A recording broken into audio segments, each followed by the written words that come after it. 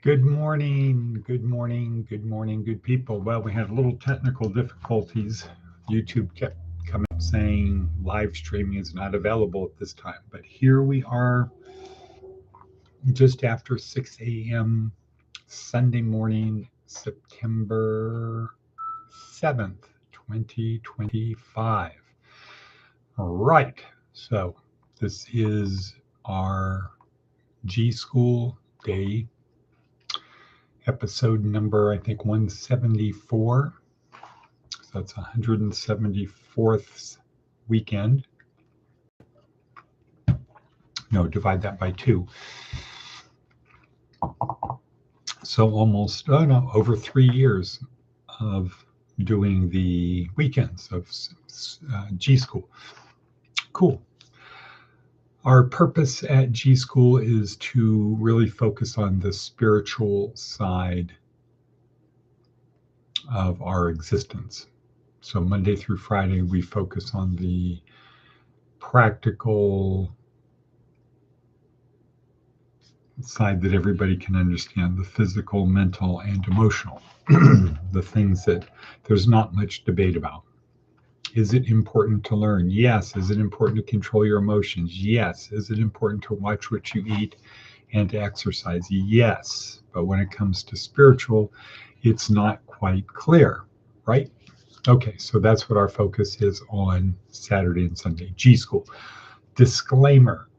Good morning, Maticus Phonaticus. So if you are saved, if you are already saved, congratulations, good for you. This is not designed for you, but you are welcome. And it might be worthwhile to come to it as a student, not as an expert. Just take your armor of God, take it off, put it over here. Don't worry, it's going to be okay. It's not going to disappear. You can put it on anytime you want. Put on the full armor of God. You can do that at any time. But now would be the time, this would be the time to do what Jesus said, which would be to be like children. Be open, not guarded, not protected, not secure, etc. To be open, because as Jesus said, if you are not like a child, you cannot enter the kingdom of God. Okay, so cool. This is for those people, for the ragamuffins, for those who are dealing with their salvation with fear and trembling. However, there's no need to do that, right? Because Jesus made it very simple. Love God, love one another, make disciples. If you do that, you're going to be okay. All right, well, so back to our podcast. Again, this is for our students and interested people. The theme of today is, wait for it, dinner with a Dominican. Is that somebody from Dominica? Is that somebody from the Dominican Republic? What does that mean? Okay, we'll find out. This is also day 7 of week 4. This is the last day of our 4-week class. Tomorrow we start week 1, day 1. We start over, but this is day 7. And our featured topic is David Foster Wallace. This is water, where he breaks it down pretty compellingly. And let's look at the advice of an 80-year-old. Advice of an 80-year-old: never give up on anybody. Miracles happen every day.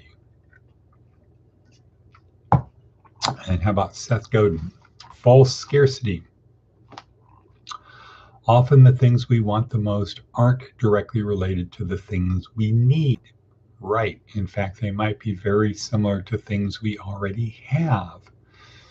Wants are fueled by stories, and stories come from culture and connection and marketing, not from our actual physical or spiritual needs. Okay. Short, nice, short, sweet, to the point. You can ponder it more.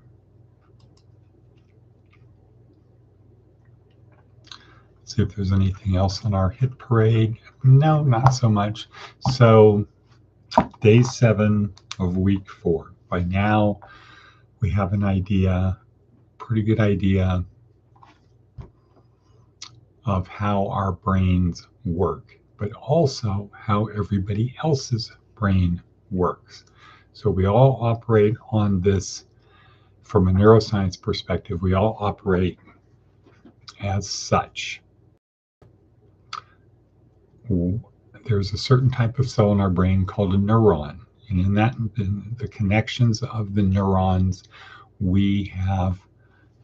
they contain our lived past, anticipated future, our personality, our ability to simulate, etc. Those are contained in our brain. How do we know? Because if we damage our brain, those things are affected.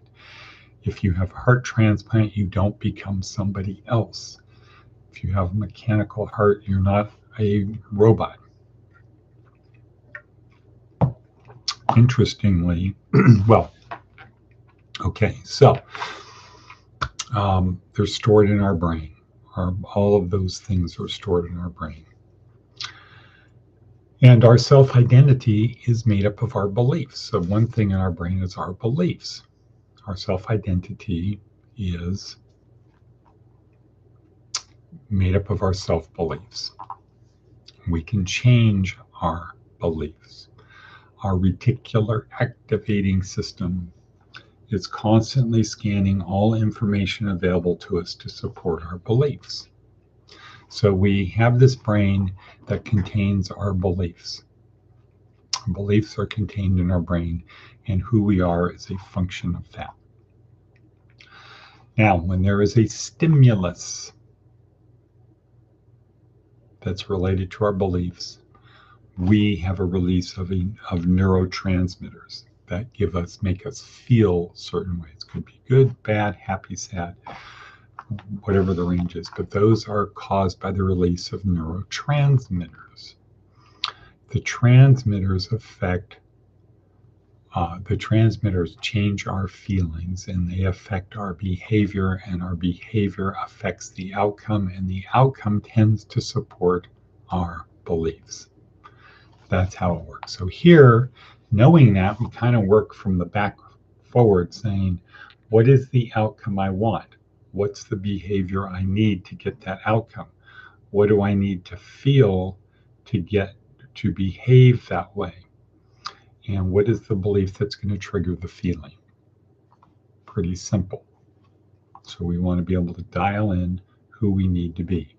And as David Phillips said in week 3, thinking about these neurotransmitters as cocktails. So we can have some positive cocktails he calls angel cocktails, and some non-positive cocktails, which he calls devil's cocktails. And so the angel's cocktails get us to perform better, and the devil's cocktails get us to perform not as well. So knowing this, we want to take we want to be able to get other people to help us accomplish our goals so we can be successful.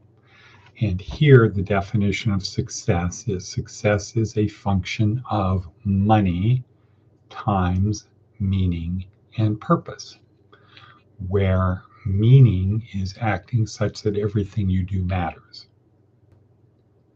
If it matters a lot, there's a lot of meaning.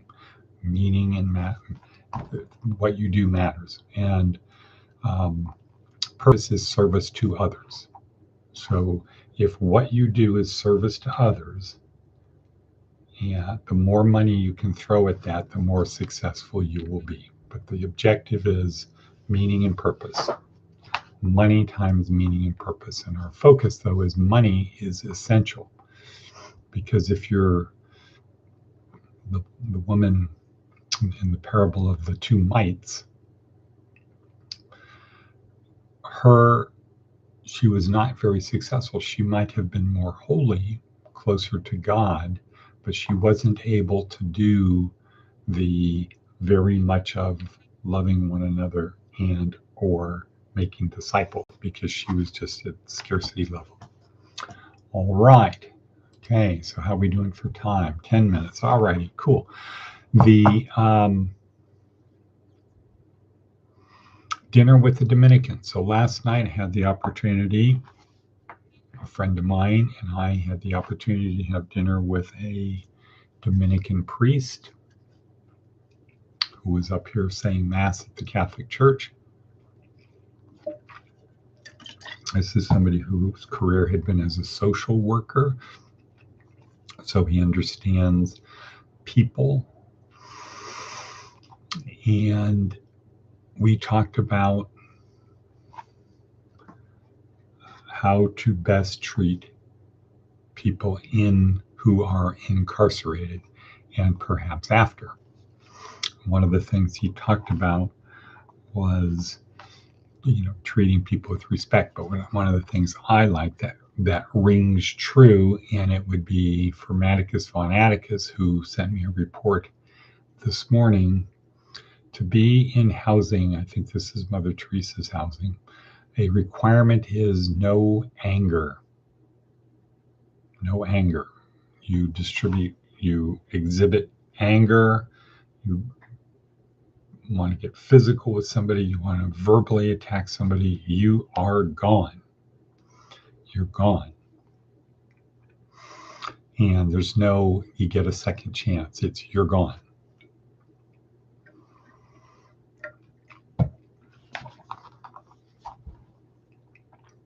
And time spent figuring out what is the meaning and purpose in your life. And once you figure that out, then we're going to help you achieve it. Pretty good. So maybe that is a thing we can do.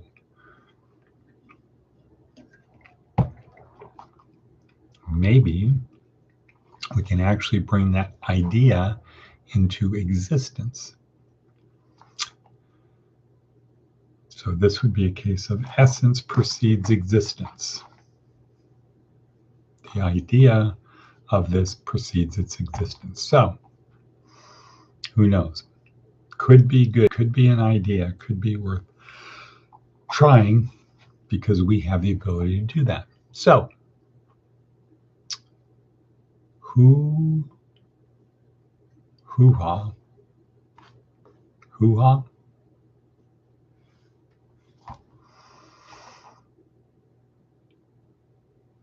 I'm just thinking about other things that we could be doing. Okay, David Foster Wallace. Let's talk about that for a second. This is water. It's famous. I think it's Kenyon University speech, Kenyon College speech. And it starts out with a simple story of two young fish are swimming along, and coming from the other direction is an older fish. And as they pass, the older fish says, good morning, boys, how's the water? And then after a while, big fish swims by. After a while, one of the younger fish looks at the other fish and says, what the hell is water? And his point that he makes over the next 20 some minutes, 21 or 22 minutes, is that the water for us is our default setting. It's the way we just automatically operate. We go through the world. It could be hostile, driving, you son of a bitch. All centered around the belief that we are the center of our universe and our skull-sized kingdom. And he's saying that's okay if that's what you want to do. However, the benefit of a good education is you get to choose what you want to believe and what you have as your default setting.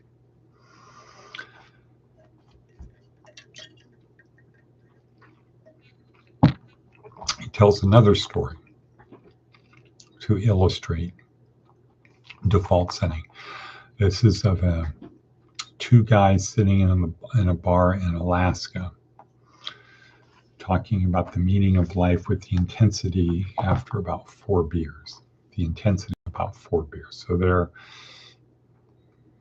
relaxed. And one of the guys says, it's not that I don't believe in that whole God thing. I tried it last week.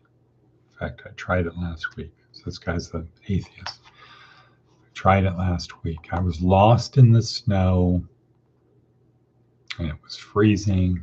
I fell to my knees and I called out and said, if you're there, help me. So the believer says, well, there you have it. You're here. And the guy said, no, just 2 Eskimos came along and they showed me the way to get back to camp. David Foster Wallace points out that for both of those people, the atheist is more convinced than ever that there is no God. Just 2 guys happened to come along. The believer is convinced, see, there is a God because they didn't just happen to come along. They were sent. So how do you know? How do you know? If you start with the beliefs you have, again, our neuroscience approach, you start with the belief, and what happens tends to support the belief because that's how we look at it. It's what we believe. So David Foster Wallace is saying, okay, guys, we have these beliefs, but we can take a step back. The benefit of a good education is we have the ability to step back and examine our beliefs. And then if we want to keep them, if we want to hold on to them, we can, but we don't have to. Whereas people who don't have the benefit of a good education, they don't know this, and their default setting is their default setting, and they're completely unaware of it. So there's nothing they can do. Okay, so time is racing.